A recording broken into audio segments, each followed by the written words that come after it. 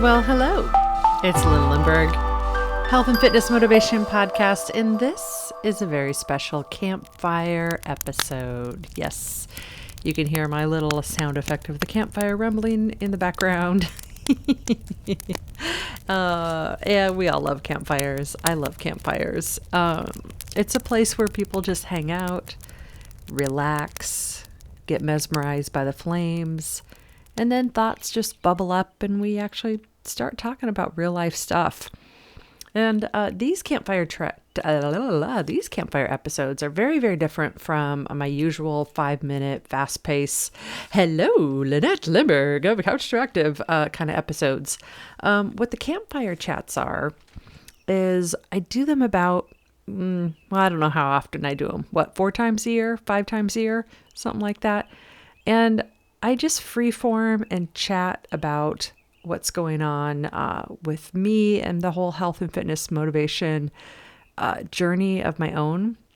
I get really real and honest about what's really going on with me, talk some about my life, my struggles, what's going on. Sometimes I go into the business that supports this podcast, which is Couch to Active, and talk about that too. And they're longer form episodes. So they're not necessarily motivated, very, very targeted on health and fitness motivation. However, I think it's kind of interesting to just think about just how the person behind the scenes, like the wizard behind the curtain, right? You know, what's going on with them in reality, because so many fitness influencers out there, they just put this positive spin on everything. They act like they've got it all together. And I don't think that's really helpful. I think it leaves a lot of people feeling like they're not good enough and feeling like they should obtain this like perfect, ta-da, I have arrived. I no longer have motivation issues. I always love to exercise. It makes me so happy. And I don't know, it's just not reality. So, that's why I come on and talk about this. So if you're not interested in that and you just really want the down low 5 minutes, skip along. But I don't know. These are kind of my favorite episodes where we just slow down a little bit. And another thing that, because I've done in this one, is if you listen carefully to the birds in the background, yeah, I actually took my iPhone and set it on my windowsill one morning. And this is an actual recording of the birds outside my bedroom window one morning. And so right now, I think it's like 4:30 in the morning. And as this goes along, you'll slowly hear more and more birds. And every now and then, you'll hear a plane go by. Or if you're lucky, I think there's a couple of owls that you'll hear. Oops, I better be careful. I might wake up the dog. So today, in our campfire, there's a few questions I've been asking myself about my health, my weight, what's been going on in my life. And so some of the things I'm going to talk about are questions I ask about, like how did I decide to teach and keep teaching when I gained 50 pounds over the last few years? And if you're brand new to me and you don't know me and my philosophy of the scale and weight and all that, just like hold your panties, don't get your panties in a bunch here. We'll talk more about that later. But I've just been thinking about that.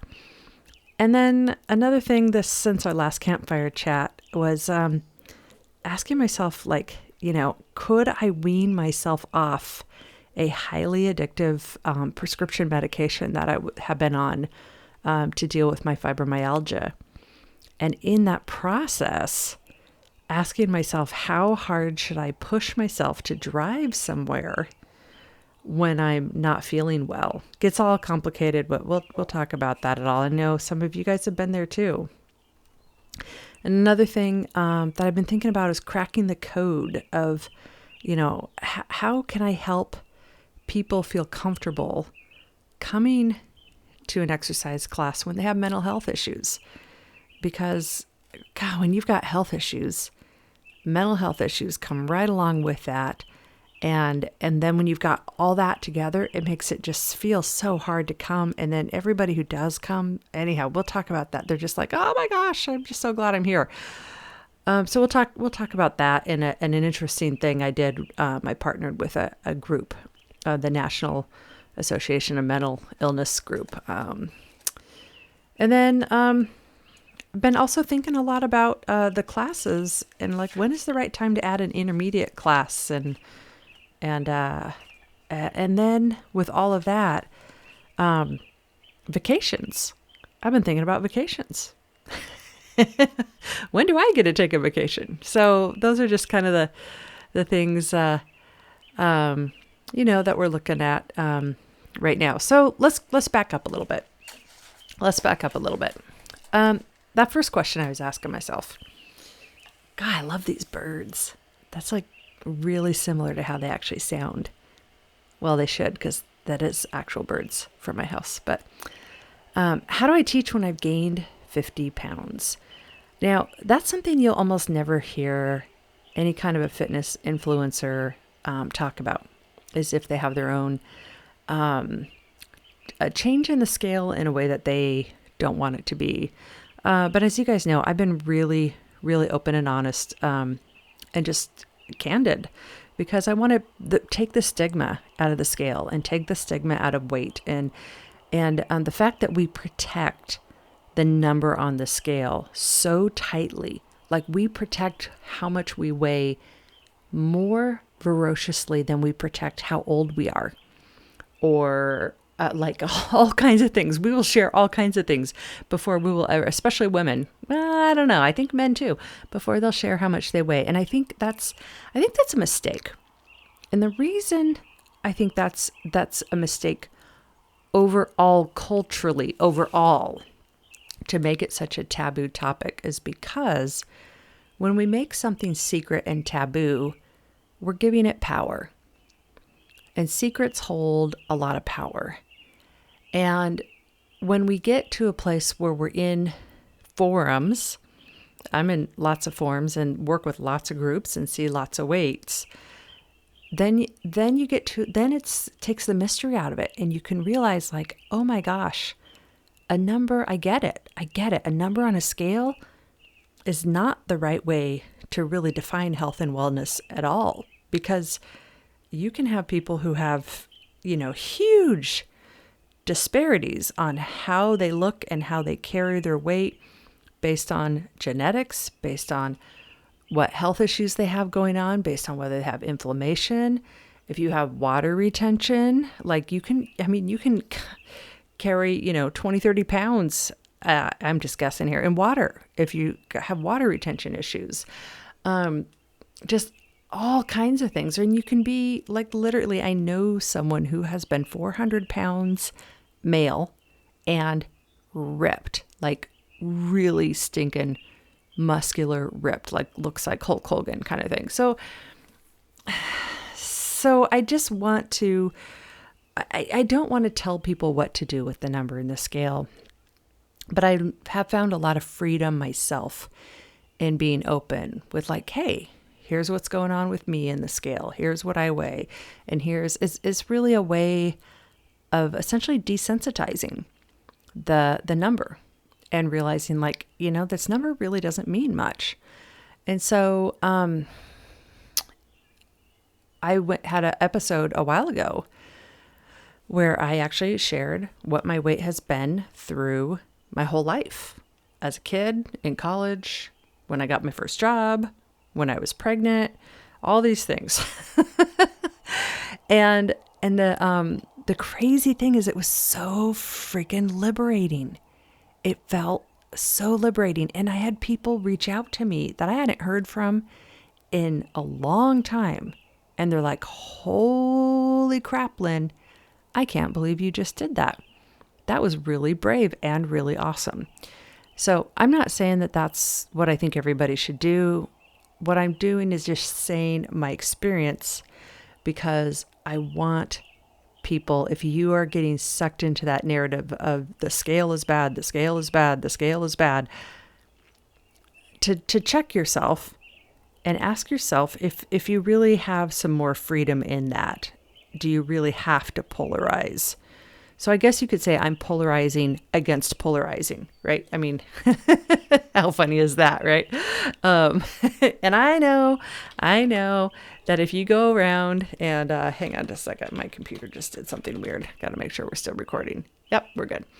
I know, it's weird that if you go around and polarizing against things, you will get more people. I will get more people like, oh, I got to listen to her because she's like yelling and screaming and polarizing against things. And I'm like, ugh, I just committed that on Couch Detective. I'm not going to be a polarization queen. I'm not going to be a anxiety producer.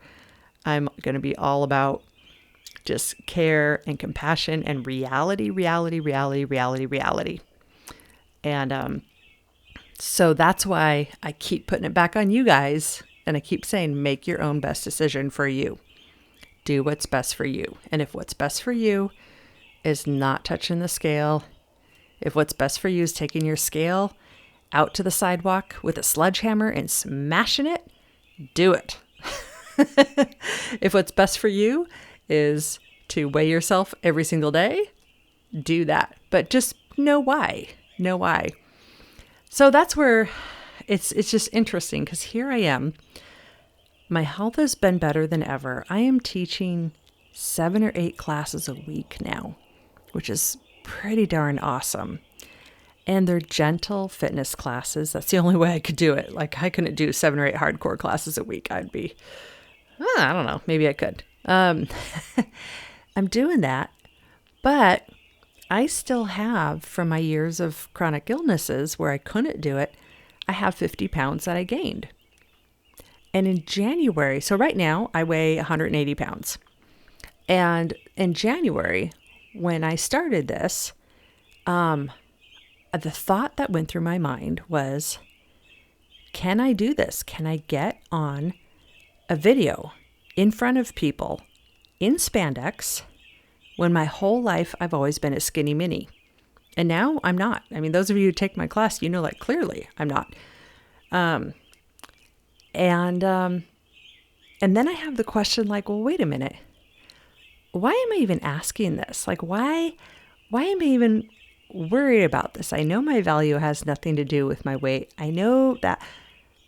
But then my mind goes back to just the cultural narrative and like, oh my gosh, well, what if I just like took a bunch of before pictures and I got myself really, really ripped and just like extreme hardcore. And then I could be like, hey, look at me, everybody, look at what I did. And then I pause and I'm like, well, wait a minute. Hang on. We're going to hold off and we're going to hang on here. And I got to just be me and I got to do what's right for me. And I got to tell you, I'm glad I have. I'm glad I have because I've been staying healthy. I've been restoring. And let me tell you, the body's going to do what the body's going to do, but I'm not going to starve it. And I'm going to just continue to build strength and energy. And then I do have a goal. I do have a goal someday that I'd love to be able to go into a greater calorie deficit so that I can, get the lean body mass a little bit better. But when you're coming out of chronic illness, like just going right into a nosedive of calorie deficit, jeez, it can kind of screw things up too. And it's got to be done really carefully. So yeah, I'm really glad I've been teaching these classes. They're awesome. They lift me up. They're awesome accountability for me to get my exercise in. And I've done 150 of them now probably. And I'm just like totally comfortable with this group. And the thing about it is half the people in our group aren't even on video, which is pretty cool.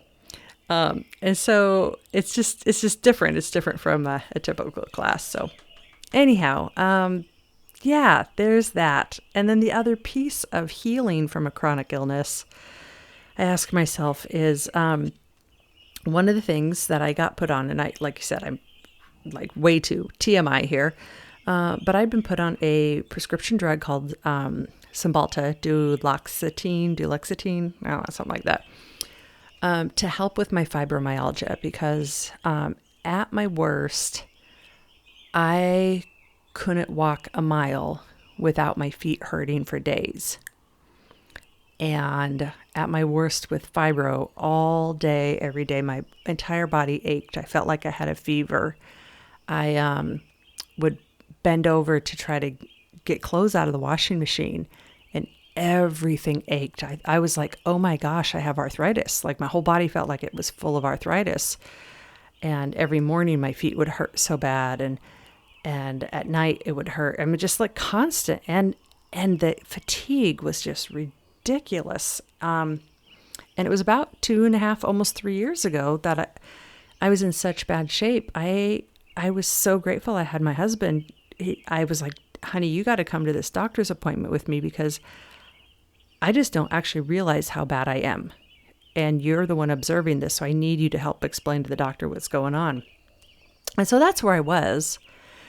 And then I got on this Cymbalta, and it was, for me, magic. And it helped me so much, and it made me feel so much better.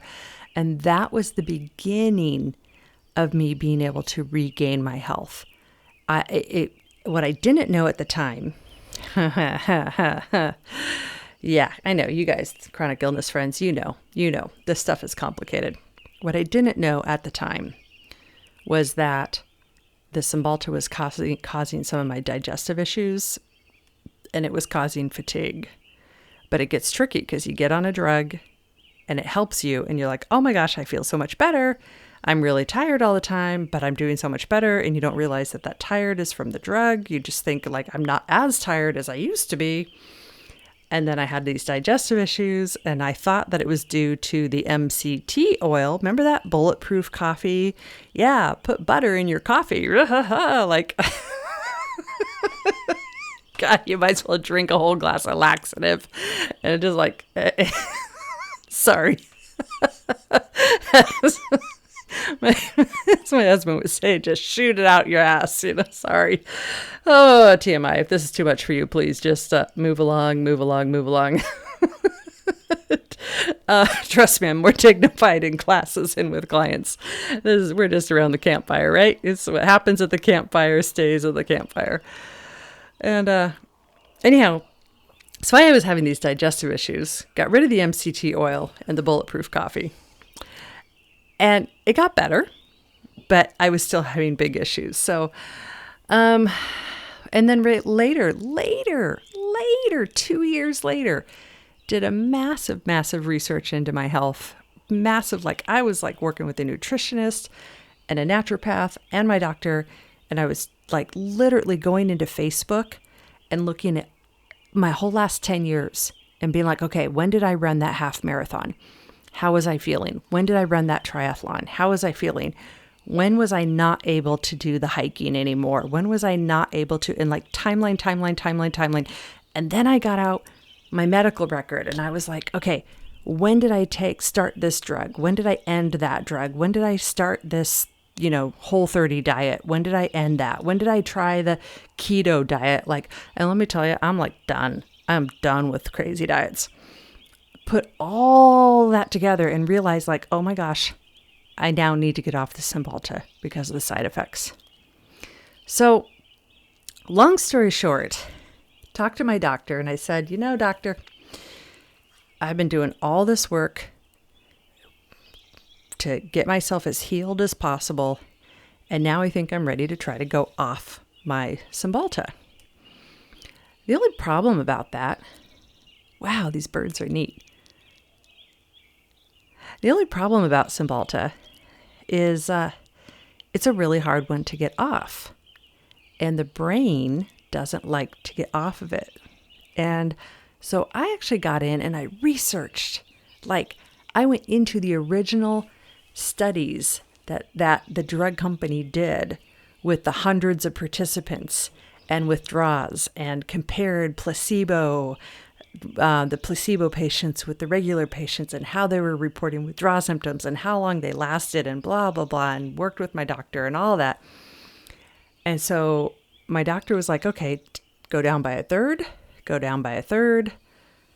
and then give it a couple months and see me later. So I was like, okay. So I went down by a third, and I was kind of lightheaded, kind of woozy. But overall, I was like, you know what? If I can get off this and my digestive issues are better and I have more energy, this is so worth it. This too shall pass.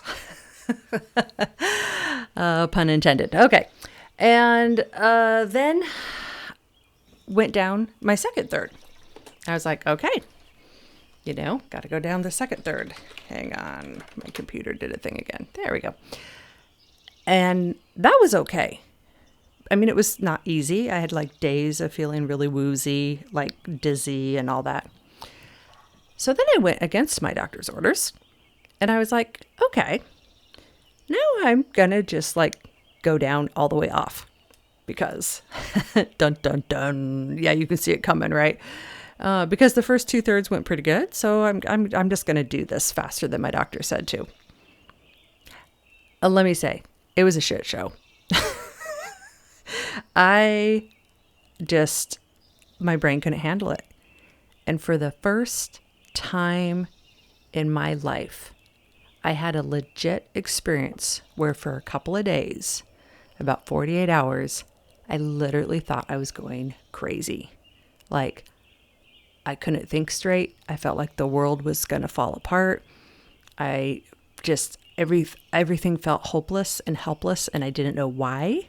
And I felt awful, and I felt scared because I was like, okay, why do I feel so horrible? Why do I feel like just the world is just collapsing in around me when I really have nothing I can point it to?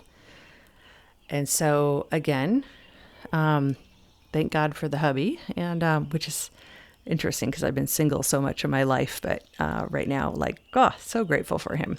Second marriage, we've been married 6 years. Anyhow. And I was like, I need your help. I need your help. I'm struggling. I don't know what's going on. And he was like, you need to go back up. You need to add that third back. And I just started bawling. I was like, I don't want to. I really want to get off this med. I really want to be done with it. And he's like, you got to go back. You got to go.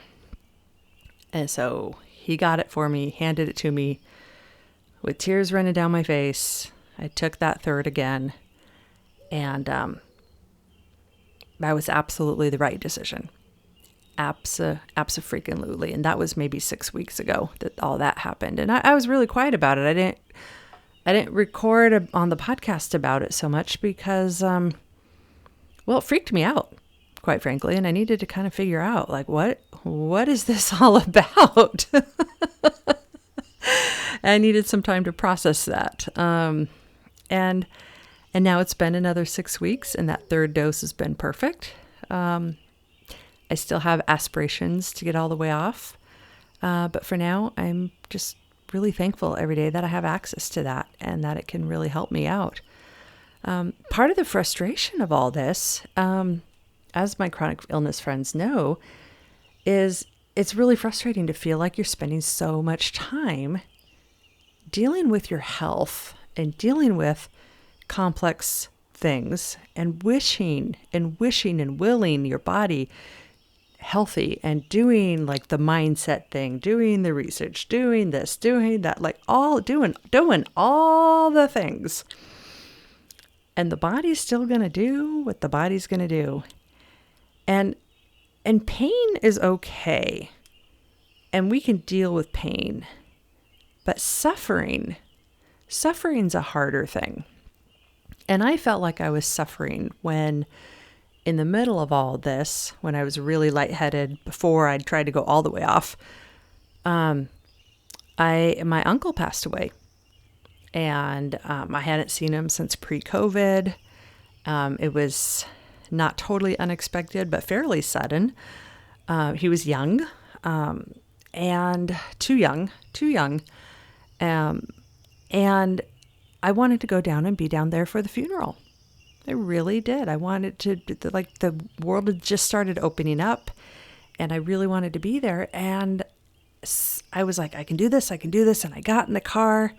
I had 200 miles to drive to get there. And I was like, I'm going to go the day before, have the afternoon to rest, sleep, and then get up the next day and then be fresh and ready. I was like, I had this whole plan. And I get in the car and I'm driving and I get about 30 miles down the road. And I'm like, getting closer to Tacoma and the Tacoma Narrows Bridge area. And I was like, wait a minute. I am dizzy. I am driving dizzy. This is not a good thing. Like my eyes are having trouble staying focused. I'm dizzy. And like the whole like grit thing, like life requires grit in a lot of ways. That's why I try to make exercise be as fun and grit-less as possible. And my instinct was, no, Lynn, just keep driving. You can do this. You'll be fine. It's the middle of the day. You planned this, blah, blah, blah. You got a good night's sleep. You'll be fine. And then I was like, wait a minute. Hold your horses here, Lynn. You are driving while you're woozy.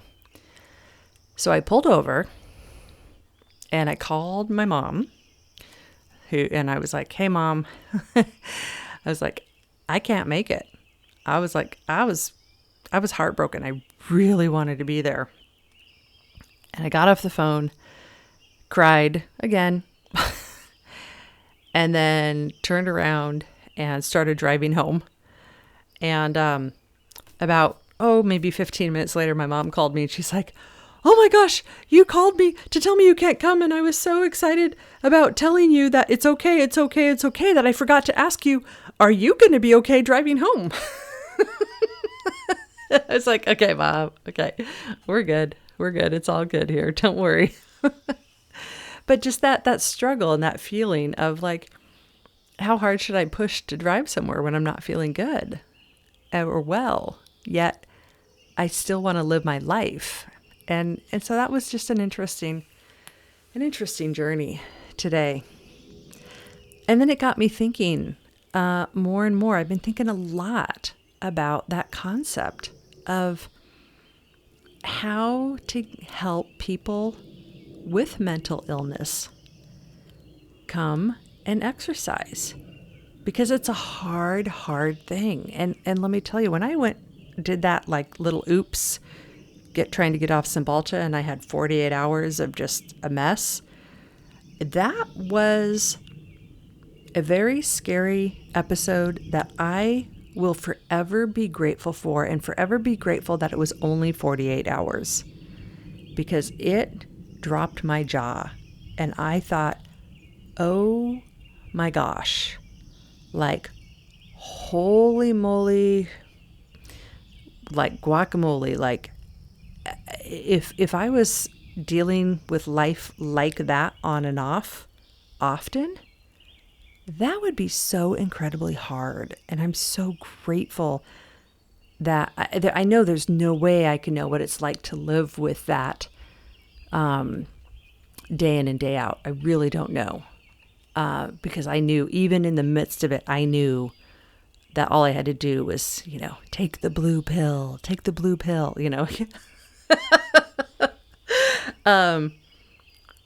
But to not have that escape hatch and to have that be my life, I have so much more compassion and empathy than I ever have before. And so that got me thinking about, like, how do I reach out? How do I reach out to individuals who really struggle and help them feel comfortable to come? And so I actually made a connection with a local nonprofit charity. That's the National Alliance for Mental Illness, one of them up here in Seattle. And we piloted a program where we were offering some free Saturday sessions. And again, we had a really hard time getting people to actually show up. Lots of aspirations, lots of like, yeah, I need this. Yeah, I want this. Yeah. But to actually show up. one of the mistakes I think is when you offer something for free, they're less likely to show up. So we're brainstorming again, like, okay, next go around, what are we going to do here? But I guess for you guys, if you are someone who has experience in any way, shape, or form in this and have any ideas of how we can just fold in and hug and love these people who really struggle with mental health issues and help them feel comfortable coming. It's just, I think, a really underserved space. And it's a hard one to crack into because, man, just getting yourself to exercise is way harder than people make it out to be. The whole just do it BS is that's just what healthy people tell healthy people. It doesn't work for the rest of us.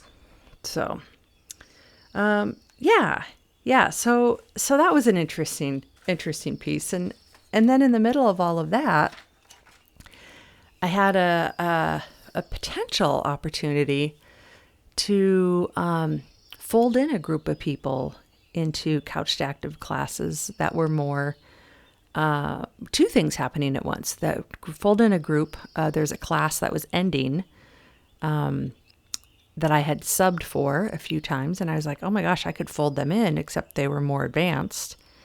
And I was like, oh shoot, how does that work? And then I have a group that I am adding a more gentle class to. So just kind of thinking about how do I bridge that, like making things more gentle and more intermediate. And so what I ended up coming up with is in July, we're adding a course that's more gentle, and it's all about mobility and stability. So it's really less of a weight exercise, cardio, or anything like that, and more of a just like, let's get you so you can move your body more and feel more stable when you do it. And that's what we do. So I'm really excited. That one starts in about a week here in July.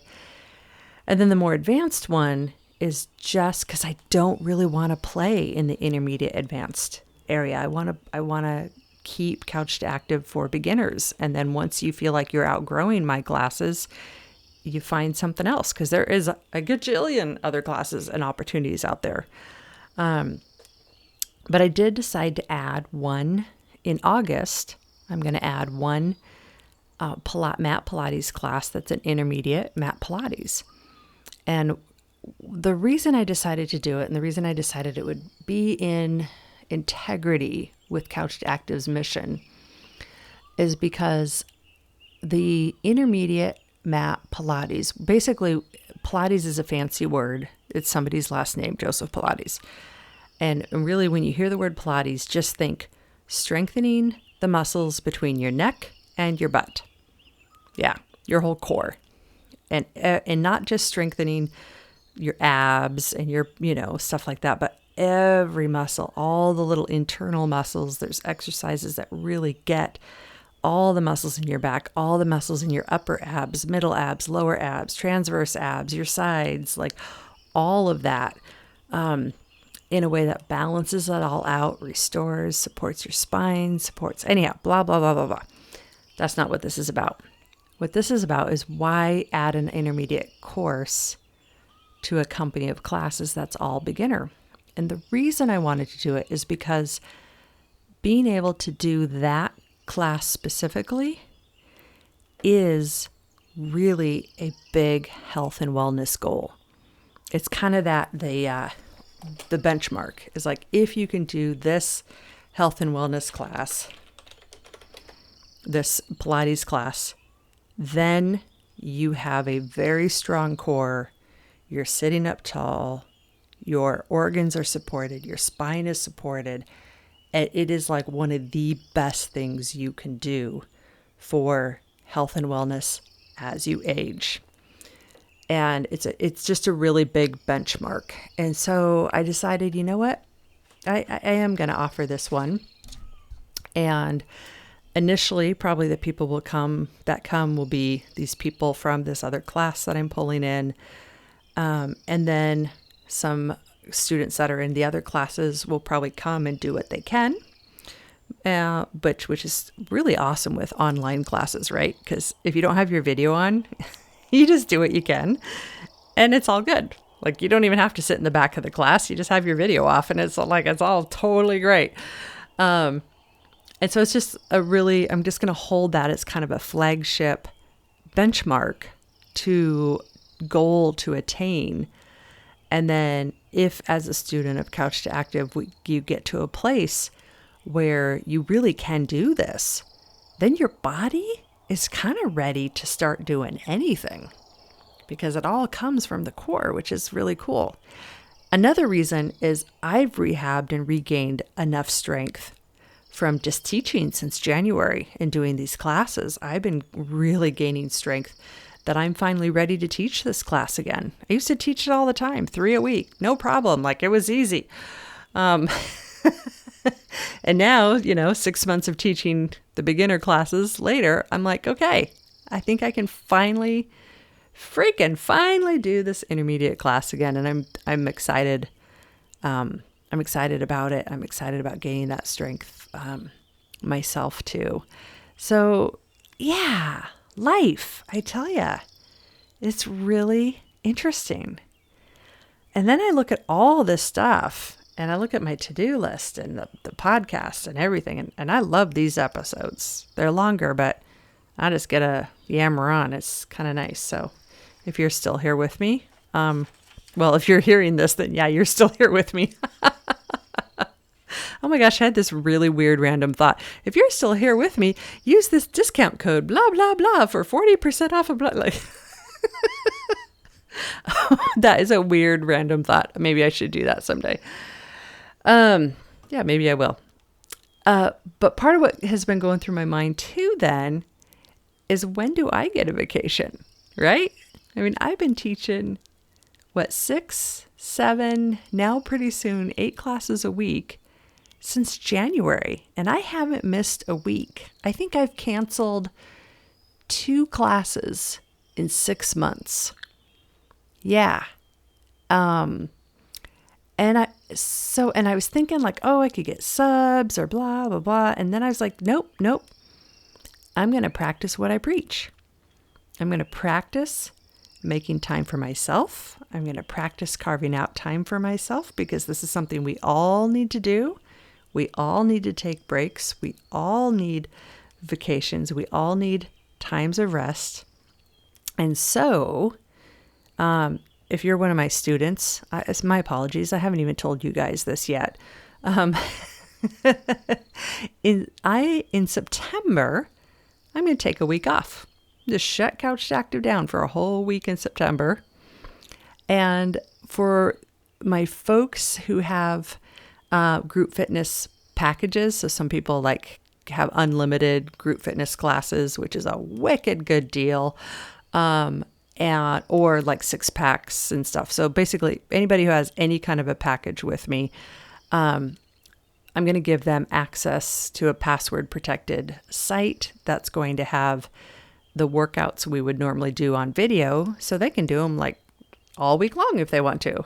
Not the same as, being with your friends real time, but, I'm going to do that. So they have that if they want, or they can take a break with me. And I decided that once a quarter, I'm going to do this. So essentially 12 weeks on, 1 week off, 12 weeks on, 1 week off. And that feels good. That feels really, really good. So what is that? September, I take a week off. December, March, and June, a week off in each of those months. Of just, teaching the group fitness classes. So we can all relax. We can all take a breather. We can all try something new. And then we can all rejoin together. And I think that'll be good for everybody because, sometimes I think with group fitness, we feel like we have to do the same thing week after week after week after week, and we never get a break. And if I give everybody a break, well, then we get a break. So anyhow, so that's kind of what's been going on here. And I've been craving salad for breakfast, which is weird. I think just the veggie episodes in April. Was that April? No, May. May, when we did all the vegetable podcast episodes. Yeah, I ended up actually craving vegetables for breakfast, which has been pretty darn awesome. Like, seriously awesome. And that's kind of what's been going on in my life. So thanks for hanging out there with me. And hope you enjoyed getting to know me a little bit. It is weird doing all this talking because I prefer to listen. But I would love to listen. If you have any thoughts about any of this, if you resonate with any of this, send me an email at beawesome@couchtoactive.com.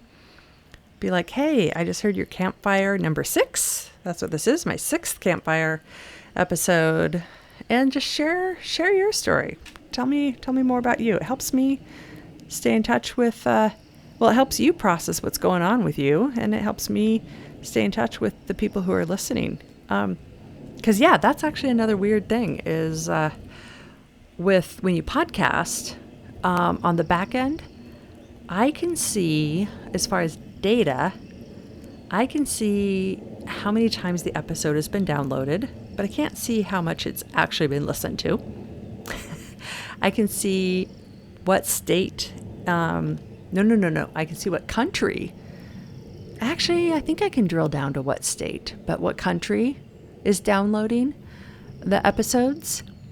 But that's really it. I don't know if it's men or women or old or young or stalkers or bots. Like, I don't know. The only way I ever know who's listening is if they say, hey, I heard this episode of yours. So if you're usually a little bit shy, do something for me. Shoot me a little email and say, hey, I made it all the way to the end there. And I feel sorry for you, Lynn. So I'm just going to tell you I'm here and I'm listening. No, it would make my day. It would totally make my day. I think we have right now, about 100 people consistently listening from what I can tell from the data or datas or data or whatever we want to call it. So do let me know. And I want you to feel comfortable to make that great change in your life. I want it to be a low pressure, no pressure, but I also want to push you a little bit too, right? Because sometimes we just need that little push. And then we get here and then we're like, oh yeah, this is really great.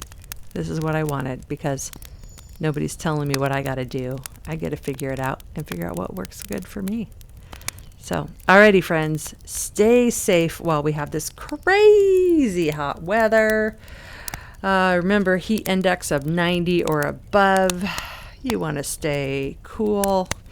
Listen to your body, listen to your body, listen to your body, and have yourself a fabulous weekend.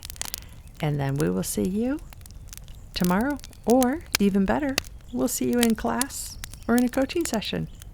All right, check me out. If you're brand new to me, check it out, couch2active.com.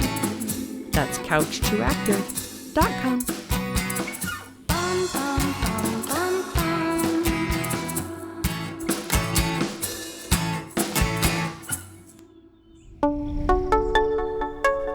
And if you're still waking up, enjoy this next 10 minutes of the sunrise birds outside my bedroom window.